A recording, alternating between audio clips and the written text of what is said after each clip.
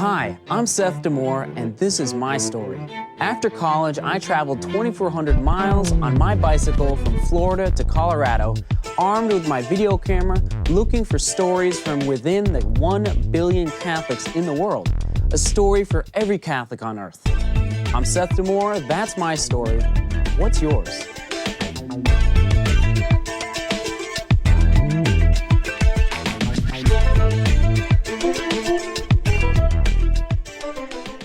Welcome back to the 1 Billion Story Show on Catholic TV.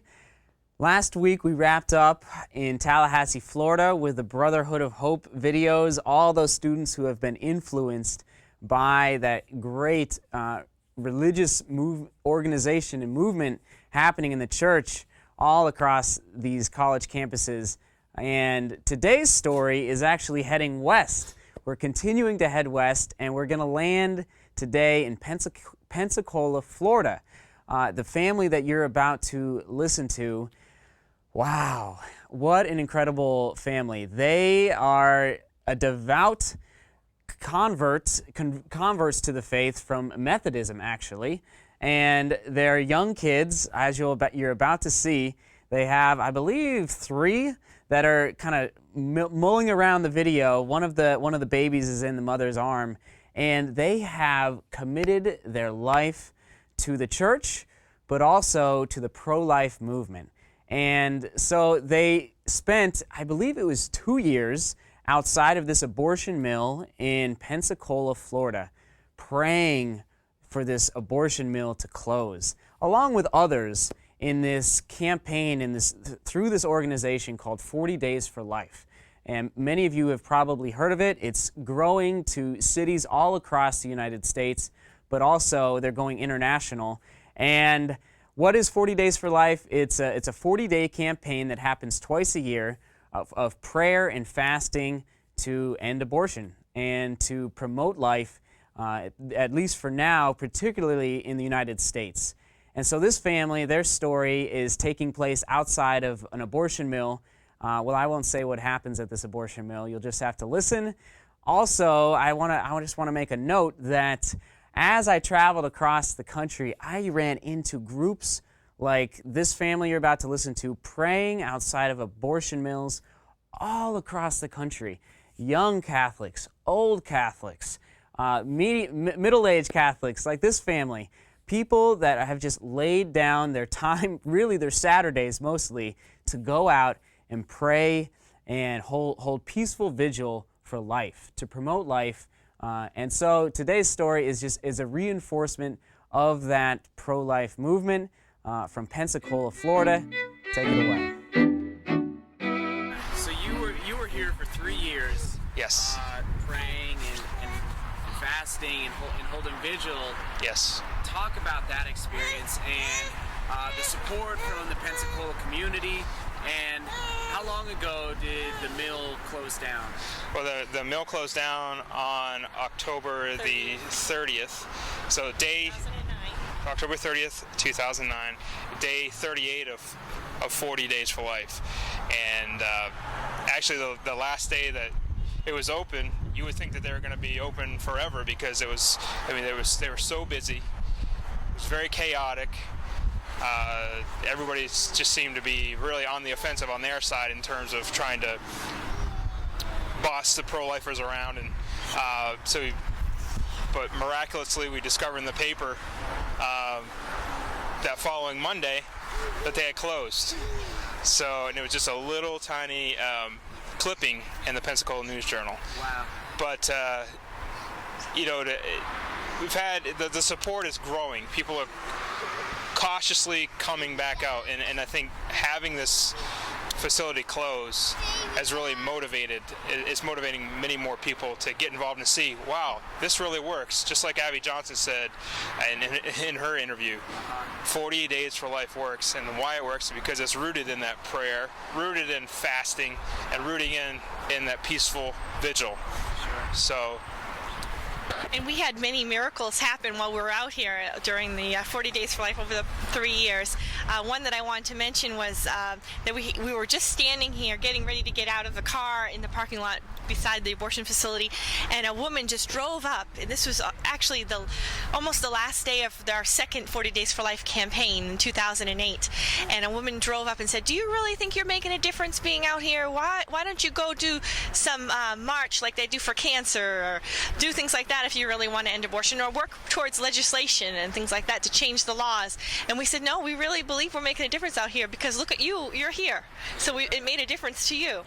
And it was interesting, just by being merciful and listening to her, she actually confided in us that when she was 16 years old, her mother took her to this very facility for an abortion.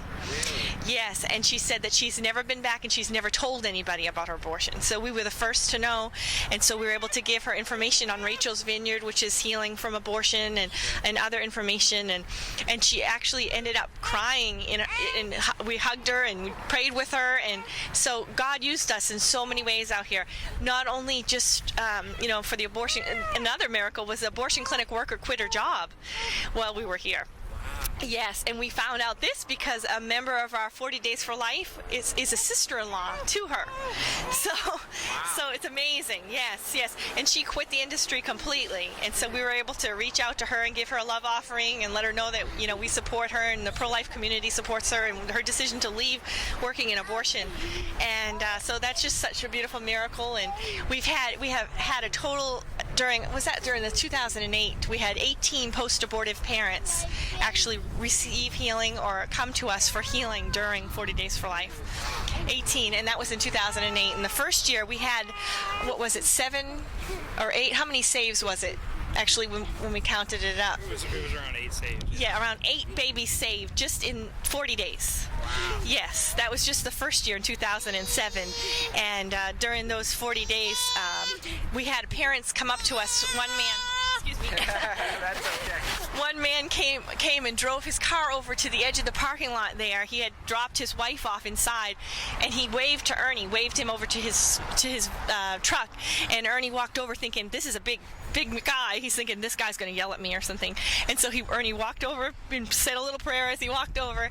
And the man said to Ernie, "I want to thank you and your family for being out here," because we had the kids with us. Sure. He said, if you weren't here, we probably wouldn't have kept our baby. My wife's decided to keep our baby. Wow. So God let us know that it's working, just by... You want to say something, Therese? What? And it is. And Therese has done 40 Days for Life. She did it through the whole womb. Very good. While she was in the womb, she was 40 Days for Lifer, and now she's still 40 Days.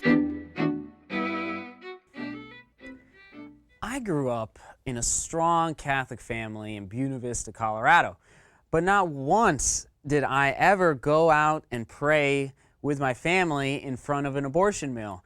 And it just wasn't a part of our faith and our spiritual life. So I commend the Sear family for taking all their little kids and rounding them up and taking them out to the cold weather and praying in front of an abortion mill.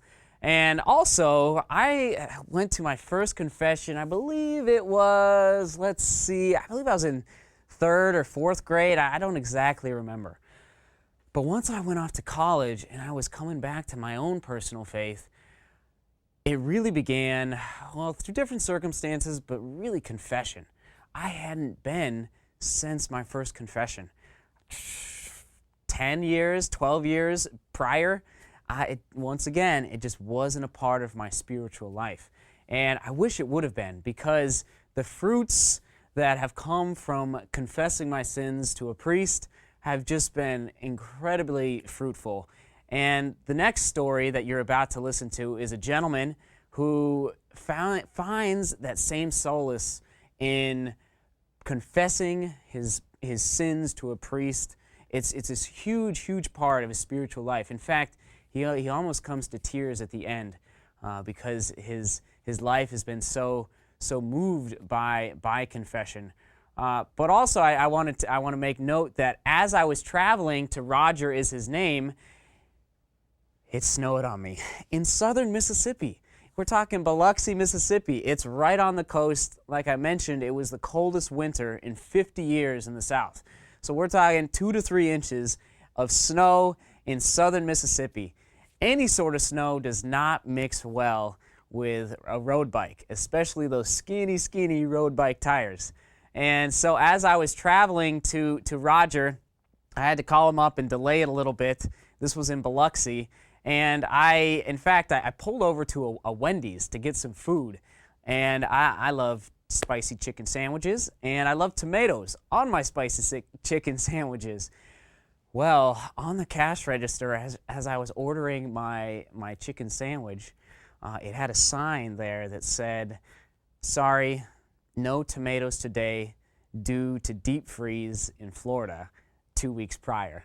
So that just paints the picture a little more of how cold it was last winter as I was biking across the country, starting up this mission and gathering the stories, including Roger's, right now on 1 Billion Stories with Catholic TV. Welcome back, everyone, to Biloxi, Mississippi, with a little north of Biloxi, with Roger Barton Parker here in Biloxi, Mississippi. And Roger was raised in the Baptist tradition and now has come into the Catholic faith some years ago. But Roger, how have you, or why did you come into the faith, and maybe talk about the experiences of your life as to why you decided to become Catholic? Right. Well, I'd heard the devil's going to get you, and Jesus is going to punish you so much in the Baptist tradition, as Seth said. So I was baptized at 12, but there's a lot of sins that a young man commits between 12 and, say, 19. Well, I was married at 19, and I'd had a car accident the year before. It killed the best friend that I ever had. His name was Roy Charles Lind, and I was in the hospital for 12 days. My girlfriend at the time brought her priest to see me in the hospital, and I don't remember what he said, but I know that we prayed, and when I got out of the hospital, I started going to Mass with her, and I would just cry through the Mass. They had the CYO choir at the time, and this is like 1972 or so. So I would just cry through the Mass, and because of these beautiful guitar songs, and there were two girls who sang there. They were Mary Ann and Emily Hinman. So anyway, Kathleen and I were married. I was 19, she was 18, and I came into the church a couple of years later in 1976, I think. We were married in 73. I came into the church in 76 or 75. Our first daughter, we have 3 daughters, and they're all grown now.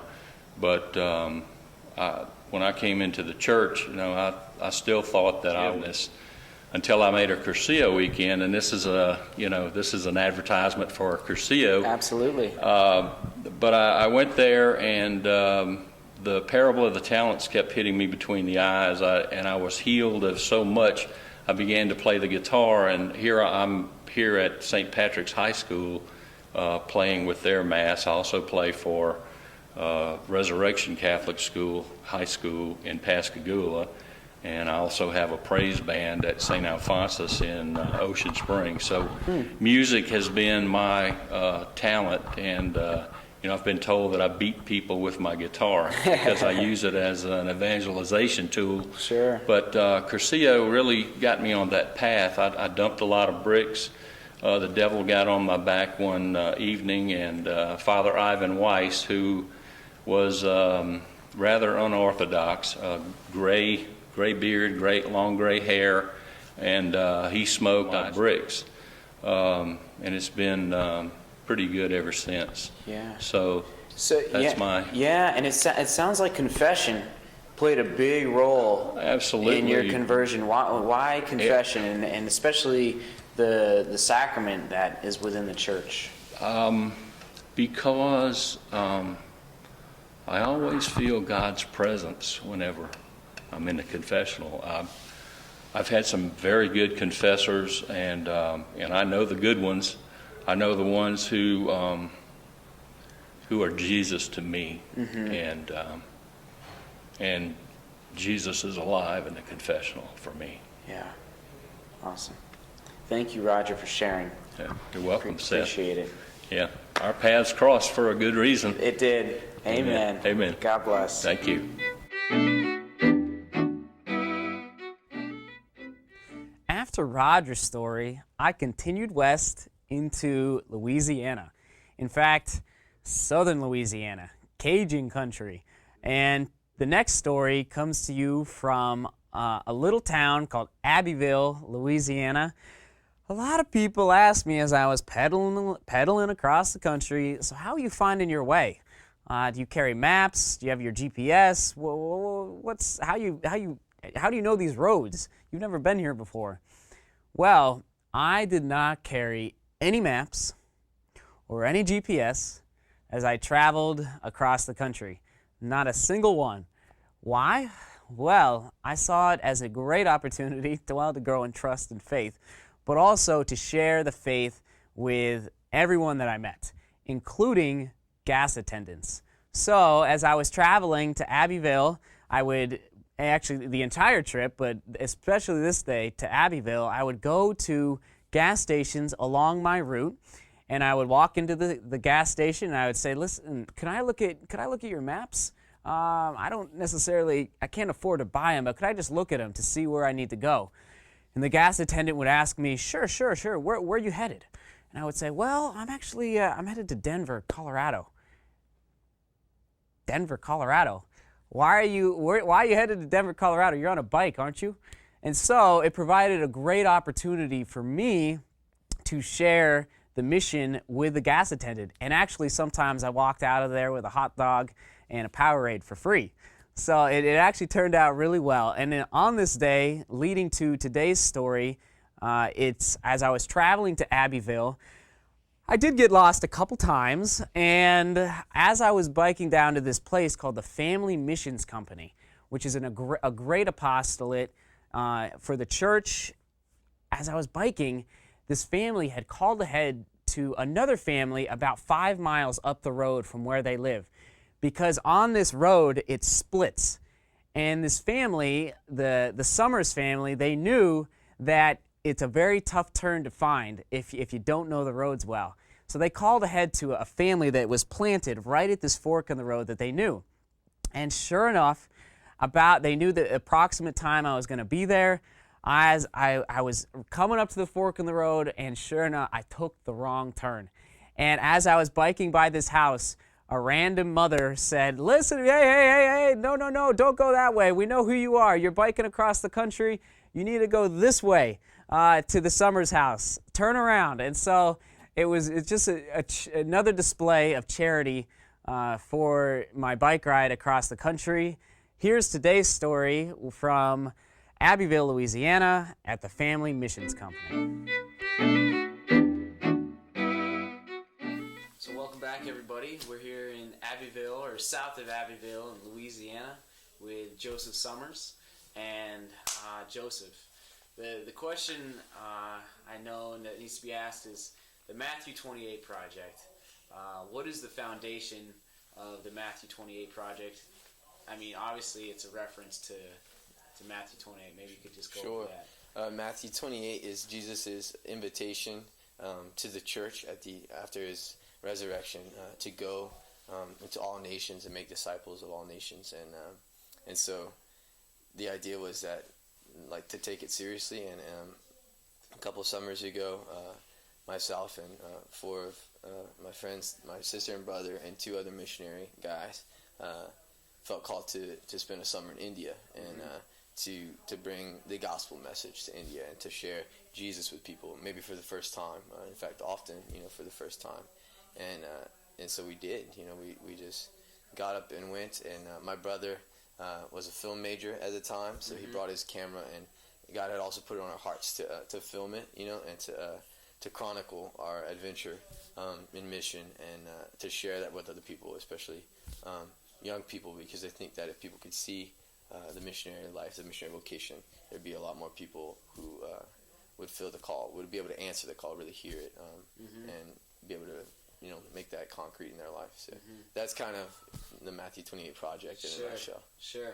So you packed up, you went to India, and kind of on a whim, or not on a whim, but it was 4 or 5 young people, and you landed in Bombay. Right. And started doing street preaching. That's right. We actually the summer before we left, my best friend and I went to southern Mexico to serve in a parish there where a priest had 150,000 Catholics to himself as pastor, and we offered to go down there and do whatever we could to help him out. And so we did. We went from village to village, just kind of sharing the gospel again, inviting people, going door to door, inviting people to come to church that night, and then that night we'd give a preaching on salvation history and God's desire for a relationship with us. And preparing for that mission, we read John Paul II's encyclical, Mission of the Redeemer, which I definitely recommend to anybody. Mission of the Redeemer talks about the church's mission in the world today, and he really challenges us as the church to go to Asia, and to go to the big cities. And so, among many other challenges and invitations that JP2 gives us, but and so that we took that to heart, and God kind of put it on my heart that summer to go to India the next summer. And so the next summer, I invited my brother, my sister, and 2 other young missionary guys, and the Lord just kind of brought us together. We packed simply, had what we could carry on our backs, and flew to India, and just let the Holy Spirit guide us. And he took us, like you said, we flew into Bombay and did a lot of ministry there with the church, and retreats and youth groups and stuff in the church. And then from there we took a train to Pune, which is south of Bombay, and did ministry in the slums and among the youth there as well. And then from there back to Bombay, I took a train to Calcutta to see Mother Teresa's Missionaries of Charity, and to work with them, and also to preach the gospel in the streets. And there we really got to encounter people with the gospel for the first time. And a lot of the beautiful thing about it really is that I am convinced after my summer in India that if for each one of us who would give our life to bringing the gospel, to preaching the gospel, to sharing the Great Commission message of Jesus' love for us with God's people in India, there would be thousands and thousands and thousands of people that would come to know the Lord for every single life of someone who would dedicate themselves to really preaching the gospel, as Jesus has invited us to in Matthew 28 and in all the gospel accounts. So that's the idea of Matthew 28, that others could see that could be a window into mission, and that they could feel a stirring in their hearts to be missionaries. And actually invite your audience, if they are interested in just seeing our trailer. The film is going to be a documentary, probably an hour or so long, that chronicles our mission experience. But if you'd like to see a trailer, get a taste for what's going to be involved, then you can go to fmcmissions.com, and you should be able to find it there under the media link, or you might even have it on 1 Billion Stories. I had no idea Southern Louisiana was going to be so Catholic. That is Cajun Country, and I'm telling you, I'm exaggerating just a little bit, but almost every 5th house that you bike by has some sort of statue in the yard. Most of them being statues of the Blessed Virgin Mary, but we're talking, St. Thomas Aquinas, St. Francis, all these different statues. It's a very, very Catholic country, Catholic area of the country. And the next story is from a gentleman who his life was impacted by the Blessed John Paul II. And his story is an incredible story of going from, kind of lukewarm, like me, but to all out in for the faith. In fact, he is immersed in youth ministry now for the church. And my personal story is that my life was actually impacted by John Paul II, but I didn't even know it was happening. I was going through the motions growing up as a kid, attending these World Youth Days. In fact, I was blessed to attend 4 growing up. But I just didn't get the big picture of what the church was all about. And so today's story comes to you from Southern Louisiana, and this gentleman his life was truly impacted by the late John Paul II. So take a listen to his story right now on 1 Billion Stories with Catholic TV.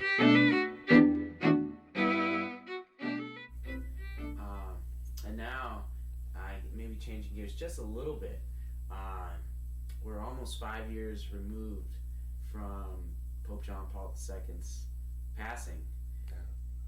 I mean, what role did his life play in your life? I mean, obviously, he's probably going to become a saint someday. Yes. And so, yeah, I mean, maybe touch on that real quick. Yeah, that's a great question. I'm probably of that generation. I was a pope for a large amount of my life. And I went to World Youth Day in '93. I was a freshman in college. Oh, in Denver. In Denver. Nice. And that's when I fell in love with him. Yeah. You don't really know him as a teenager. Sure. When you start to get into college and you realize the effect that he's having, the words that he says, the impact, his love. And I didn't really think about it until I came really close to him, and you just really felt the presence of God. I mean, literally, And he's just had a huge impact because he was always about the love of Christ. It's never about himself, but it was always about the love of Christ. And man, the impact he's just had on the global church, we're still seeing the waves of that. And then you look at Benedict, who's just kind of really not riding the wave, but continuing what God was doing, and it's just beautiful to see what's happening in the church, especially amidst. I was talking to a friend yesterday. The culture, it just seems at times to be moving so fast. In so many ways, the culture that we live in, and it's like the church has the ability to still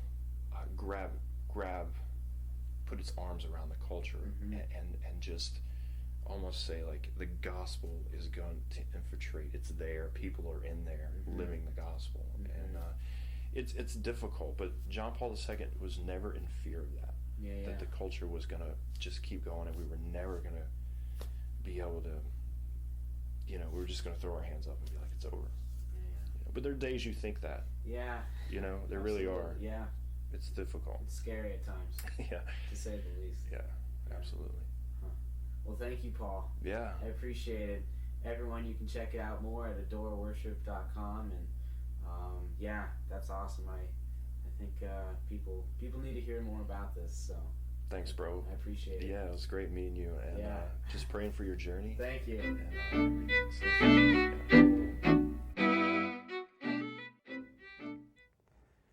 Thank you, Paul George, for sharing how the late John Paul II impacted your life. I know there are many, many other stories out there, including probably listeners today, of stories of how John Paul II has impacted and changed your life and converted you deeper to the Catholic faith. And next week on 1 Billion Stories, we are going to continue our path west across.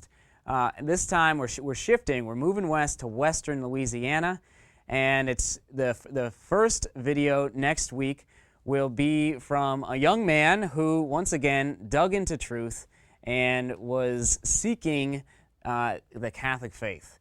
And he was raised, well, I'll just tell you, Baptist. So come back next week to hear more on 1 Billion Stories with Catholic TV.